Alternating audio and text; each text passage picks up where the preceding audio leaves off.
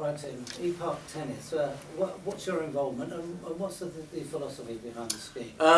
Well, I've known Sue Mappin probably pretty much my whole life, and she's been involved with the Tennis Foundation for a long time, and I just really like the whole concept of trying to get more and more people involved in the game and having fun out on the court, and this is the sort of classic time of the year when there's so much interest in tennis around Wimbledon, and you always see the park courts are full, but it's very easy for us to lose those people later on in the year, so we really want to try and encourage them to keep playing, but to maintain it for longer periods. Well, what's the biggest problem then?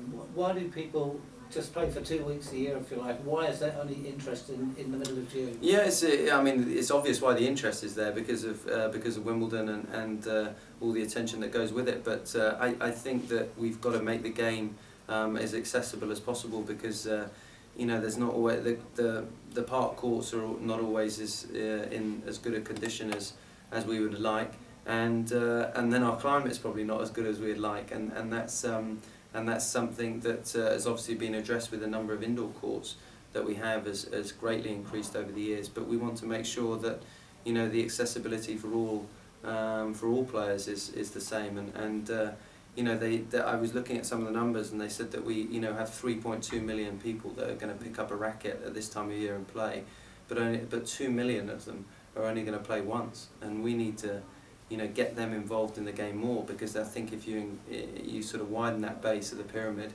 for grassroots, then you've got a better chance of some of the good ones coming through to the top of the game.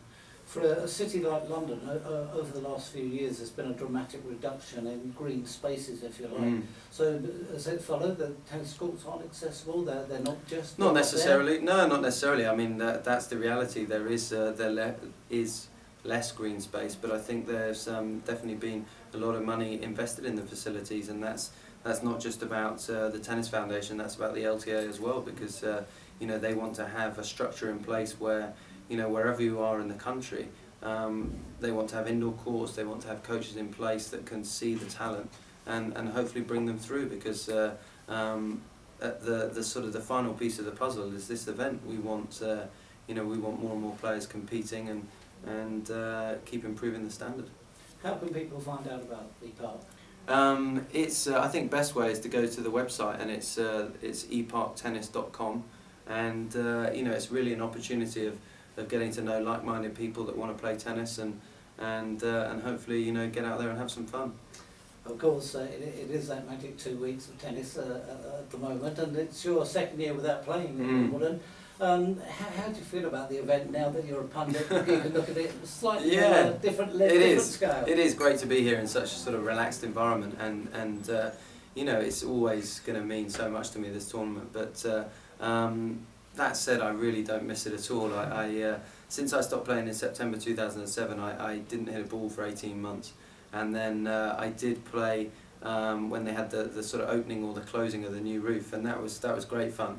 And it was a real sort of unexpected opportunity to get back out on centre court, but I'm pretty sure that will be the last time I play this year. It's quite strange you say that, because speaking to, say, footballers, they'll play for as long as they possibly can, because it's such a big part of their life. But you're saying that when you finished, that was it, you were able to make the clean break? Yeah, I mean, I was. I mean, I played for as long as I could, and I played till 33, which is pretty long in tennis terms, but I think I'll never step away from the game. I'll always be involved in it, and you know, I wouldn't be surprised in a couple of years that, you know, play some of the senior events and be more involved, kind of hitting balls wise. But no, I think with 3 small children and a lot going on away from the court, it's been great to have that sort of flexibility and opportunity, because tennis dominated my life in a very good way. But you know, it's great fun having you know, some time to myself now. So you're not going to feel jealous of Andy Murray? What he's going to go through, the pressure? No, it's fantastic. I have so many fond memories of you know, my time playing at Wimbledon. But no, it's going to be fantastic to watch, because the last 12 months he really has played incredible tennis, and you know, I for one firm believer he's got a great chance over the next fortnight. You paid him a great compliment the other day. You said that you're a good player, Andy Murray can be a great player, and he will win Grand Slams. I think so. How do you justify that? Well, I mean, he's 22, he's 3 in the world, he's won 3 Masters Series, and he's already been in the final of a Slam, so, you know, those results speak for themselves.